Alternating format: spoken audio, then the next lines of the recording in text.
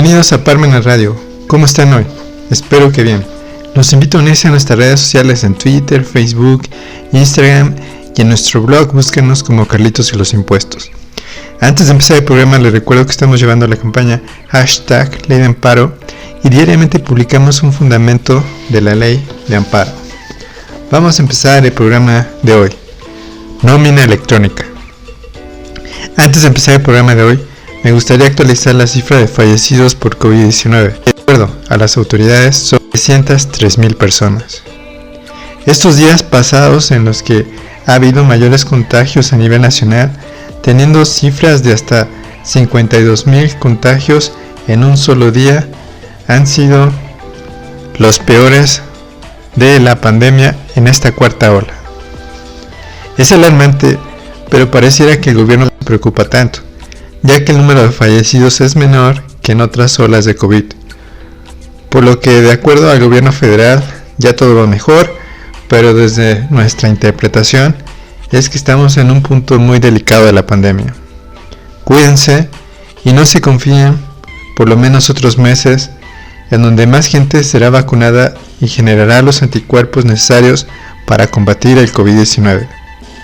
Y de esta forma menos gente se enfermará de esta terrible enfermedad. Ahora sí, vamos a empezar el tema del día. Nómina electrónica. Los impuestos en México se han vuelto electrónicos. Este 2022 se verá más esta realidad mexicana. Como parte de una modernización por parte de la Secretaría de Hacienda y como una forma de hacer más eficiente la recaudación de impuestos, es decir, recaudar más impuestos, se creó la implementación de la tributación electrónica. Desde nuestro punto de vista, antes de hacer este gran cambio en nuestra realidad mexicana, se debió implementar un objetivo constitucional para el uso de estos impuestos.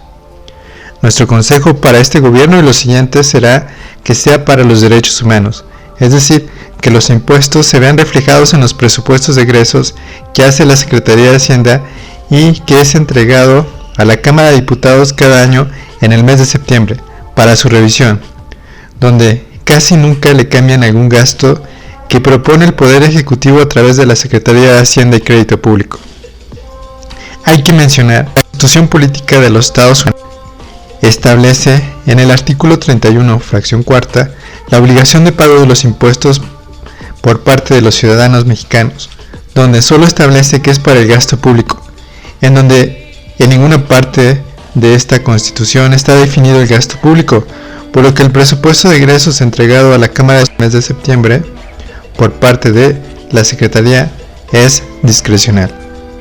Es decir, el Poder Ejecutivo a través de la Secretaría de Hacienda decide en qué se van a gastar los impuestos. Este planteamiento sencillo y general me parece muy importante de entender antes de abordar el tema de hoy de nómina electrónica, ya que es muy complicado de realizar por parte de los contribuyentes, ya que hacer una nómina electrónica es hacer un rompecabezas de 1000 piezas cada mes, en donde hay reglas de parte de la Ley de Seguridad Social, la Ley del Trabajo, el salario mínimo, la Ley de Hacienda Estatal, donde se establecerá el impuesto sobre erogaciones al trabajo personal, en donde en su primer artículo se establece: es objeto de este impuesto la realización de pagos por concepto de remuneraciones por servicios personales a un patrón, los rendimientos y anticipos que reciban los miembros de las sociedades y asociaciones civiles, las remuneraciones por servicios personales independientes entregadas a miembros de consejos directivos de vigilancia, consultivos o de cualquier otra índole, comisarios, administradores, gerentes generales y personas que prestan servicios preponderantemente a un prestatario, los honorarios que perciban de personas físicas, de personas morales o de personas físicas con actividades empresariales a las que presten servicios personales independientes cuando comuniquen por escrito al prestatario que optan por asimilar sus ingresos a salarios. Esto que mencioné es para que el Estado, en este caso Puebla, pero para que cada Estado tenga sus reglas para establecer la base de el pago del % de nómina que según entre cada estado está entre 2 a 4% mensualmente, dependiendo de la ley de Hacienda de cada estado. En la Ley de Seguridad Social se establecerá los derechos de los trabajadores en cuanto al régimen obligatorio, que comprende los seguros de riesgo de trabajo, enfermedad y maternidad, invalidez y vida, retiro, cesantía en edad avanzada y vejez, y guarderías y prestaciones sociales, y el régimen voluntario que establece que es un producto de una sola decisión individual o colectiva en donde los afiliados tienen derecho al seguro de salud para la familia y al seguro facultativo para estudiantes, pero no tienen derecho a los otros seguros que están contemplados en el régimen obligatorio. La Ley Federal de Trabajo regula el ámbito laboral entre patrones y trabajadores. Por ello, en sus artículos se estipula de manera detallada todos los derechos y obligaciones de ambas partes. La Ley Federal del Trabajo ayuda a proteger en gran parte a los trabajadores. Teniendo estas leyes como base para la nómina electrónica, ahora sigue trasladar este conocimiento al área electrónica fiscal. ¿Cómo se hace esto? Se tiene que comprar algún software para nóminas que haya en el mercado, el cual hoy en día es muy caro, ya que cuesta alrededor de 10,000 pesos masiva, pero hay opciones de renta que están en 600 pesos masiva mensualmente. Ya quienes compran este programa o lo rentan, ahora sigue la siguiente parte: aprender a usar el programa. Además, que se tienen que comprar timbres electrónicos que cuestan de la siguiente manera: 50 timbres 220 pesos, 200 timbres 440 pesos, 400 timbres 560 pesos, 1000 timbres 1044 pesos, 2000 timbres 1577 pesos, 5000 timbres 3306 pesos, 10,000 timbres 5800 pesos, 20,000 timbres 10,440 pesos, 50,000 timbres 24,360 pesos, 70,000 timbres 31,668 pesos, 100,000 timbres 42,920 pesos. Es muy importante que revises la vigencia de tus sellos digitales, ya que sin ellos no podrás timbrar tus recibos de nómina. Vamos a comerciales y regresamos. Ya regresamos. El tema de hoy: nómina electrónica. ¿Qué es timbrar una nómina electrónica? El timbrado de nómina es el proceso de notificación al Servicio de Administración Tributaria de la información que contiene la nómina.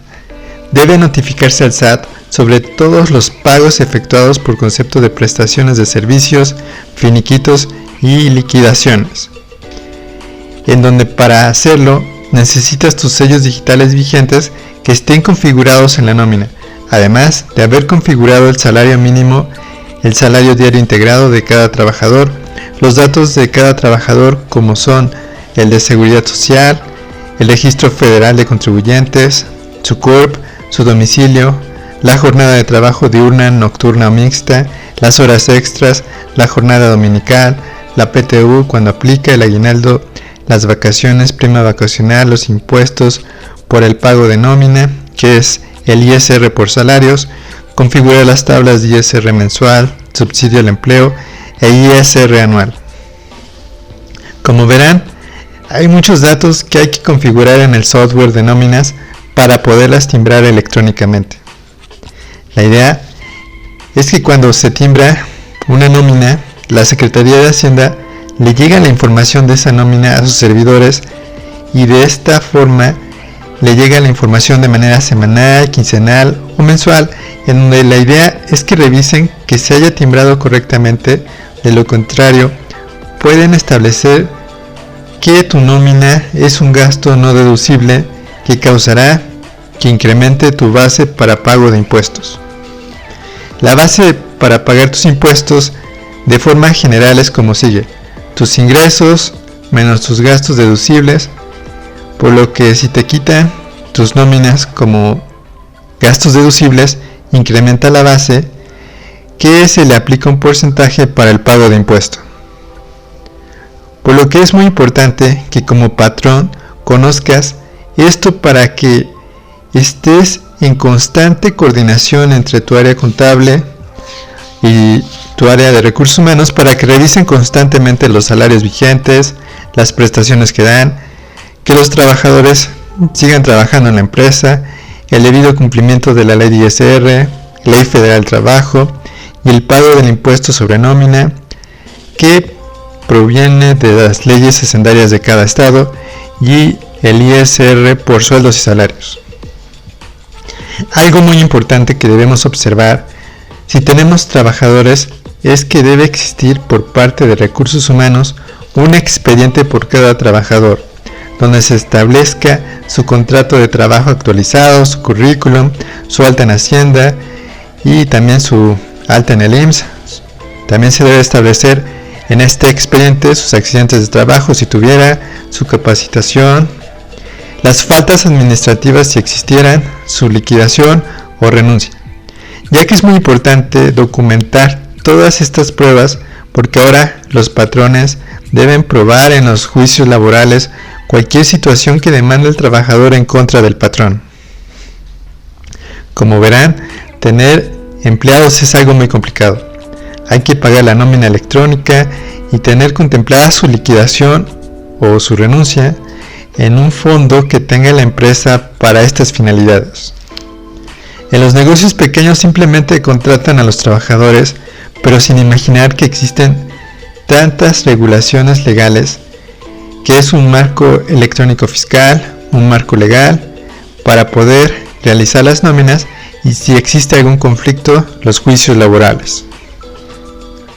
Es muy importante entender todo esto de forma general antes de contratar a un trabajador o trabajadora, ya que no solo es tener dinero para pagarles de forma mensual, quincenal, sino hay que pagarles con recibos de nóminas timbrados electrónicamente y verificar que se cumplan sus derechos y obligaciones que establece la Ley Federal del Trabajo y la Ley del IMSS y la Ley del Infonavit principalmente. Toda esta obligación de estas leyes que mencionamos el día de hoy proviene del artículo 123 de la Constitución Política de los Estados Unidos Mexicanos que establece. Artículo 123. Toda persona tiene derecho al trabajo digno y socialmente útil. Al efecto, se promoverá la creación de empleos y la organización social de trabajo conforme a la ley. El Congreso de la Unión, sin contravenir a las bases siguientes, deberá expedir leyes sobre el trabajo, las cuales regirán. Fracción A. Entre los obreros, jornaleros, empleados domésticos, artesanos y de una manera general todo contrato de trabajo. Y para las relaciones del Estado, los trabajadores del Estado, está la sección B. ¿Para qué sirven los timbres de nómina? Un timbre va a servir para dos cosas. Uno, para timbrar la nómina de un trabajador y para cancelar la nómina de un trabajador. ¿Cómo es el proceso de timbrar una nómina? El proceso es firmar un recibo de manera electrónica con tu sello digital que consta de un certificado digital, llave digital y contraseña, en donde vas a informar el sueldo, las prestaciones que des a tu trabajador como despensas o comedor y los impuestos que deberás pagar por esa nómina que se llama ISR por sueldos a salarios. Ejemplo. Entonces pongamos de ejemplo que tengas una pequeña empresa de 50 trabajadores, donde se paguen semanalmente los sueldos. Se tendrían que tener 200 timbres mensuales. ¿Por qué? 50 timbres por semana más los que necesites cancelar o repetir nóminas. Entonces tendrás que tener como 250 timbres disponibles mensualmente. Como verán, hacer una nómina digital no es tan sencillo. Necesitas primero estudiar las leyes de seguridad social, que es la ley del seguro social, la ley federal del trabajo, la ley del Infonavit, y también necesitas estudiar la ley de hacienda de tu estado para pagar el impuesto de nómina que es el impuesto que se le aplica al total de la nómina que tengas. Además, debes de aprender a configurar el programa de nómina, que ya sea que compres la licencia o la rentes. Y tienes que tener actualizados los sellos digitales para poder timbrar tu nómina. Espero les haya gustado el programa de hoy, donde dimos nuestro punto de vista sobre nómina electrónica. Los invitamos a comprar el libro Carlitos y los impuestos de forma electrónica en Amazon Gandhi. Si lo requieren físico, está disponible en CCA Puebla. Y recuerden que los impuestos no es un castigo siempre que se ocupen para otorgarnos nuestros derechos humanos. Hasta la próxima.